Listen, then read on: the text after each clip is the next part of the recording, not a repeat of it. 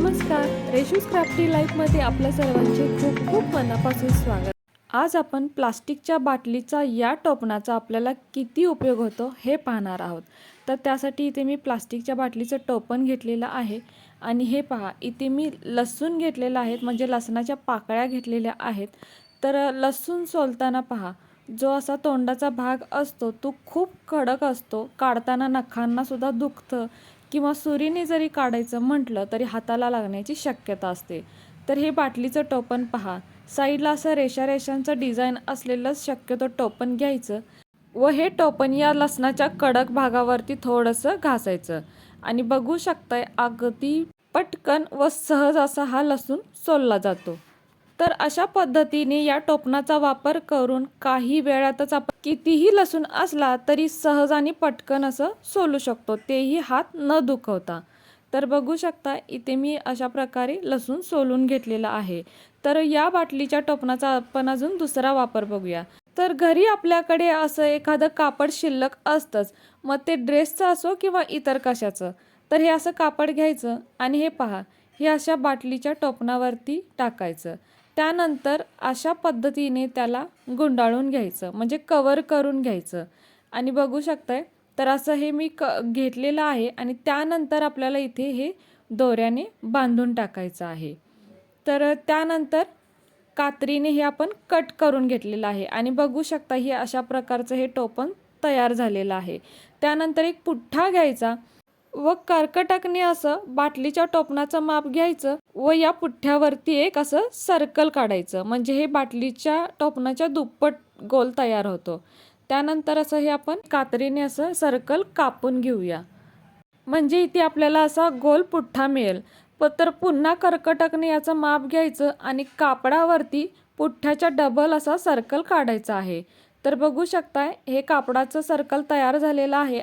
कापून घेतलेला पुठ्ठा ठेवलेला आहे आणि त्यानंतर साईडने असं सुई दोऱ्याने हे शिवून घ्यायचं आहे आणि त्यानंतर हे पहा असं ओढून घ्यायचं आहे, म्हणजे हे सगळं एकत्र गोळा होतं. तर बघू शकताय किती छान असं हे गोल तयार झालेलं आहे आणि इथे आपल्याला हे शिवून कट करून घ्यायचं आहे. आता यावरती काय करायचं, जे मगाशी बाटलीच्या टोपणाचं जे तयार केलेलं आहे ते असं मध्यभागी ठेवायचं व याला फेविकॉलने किंवा डिंकाने किंवा शिवून जरी असं चिटकवलं तरीही चालेल. तर इथे मी असं शिवून घेतलेलं आहे आणि बघू शकताय किती सुंदर अशी याची कॅप तयार झालेली आहे. आता काय करायचं, यालाही आपण थोडंसं सजवून घेऊया. तर एखादी गोल्डन पट्टी किंवा आपल्याला कडे जर लेस वगैरे असेल तर ती अशी या साईडला लावून घ्यायची, म्हणजे अगदी छान असं हे तयार होतं आणि दिसायला अगदी सुंदर दिसतं. तर हे आपण काहीही इथे विकत आणलेलं नाही, अगदी घरचंच कापड, घरचंच बाटलीचं टोपण आणि पुठ्ठा यांचाच वापर केलेला आहे.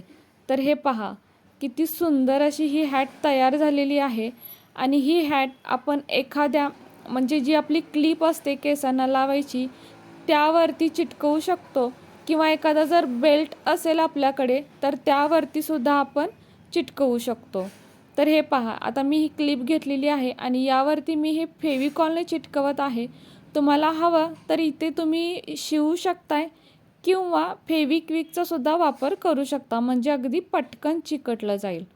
तर हे पहा अशा प्रकारे ह्या क्लिपवरती मी ही हॅट चिटकवलेली आहे आणि किती सुंदर असं तयार झालेलं आहे. लहान मुलांना तर असं वेगवेगळं, म्हणजे मुलींना वेगवेगळं असं खूप आवडतं. तर हे तुम्ही एकदा घरी नक्की ट्राय करू शकता. तर हे फक्त लहान मुलीच नाही तर मोठ्यांच्या केसांना सुद्धा अगदी हे सुंदर दिसतं. आपल्या केसांचा असा छान लुक होतो आणि अगदी सुंदर असं हे तयार होतं.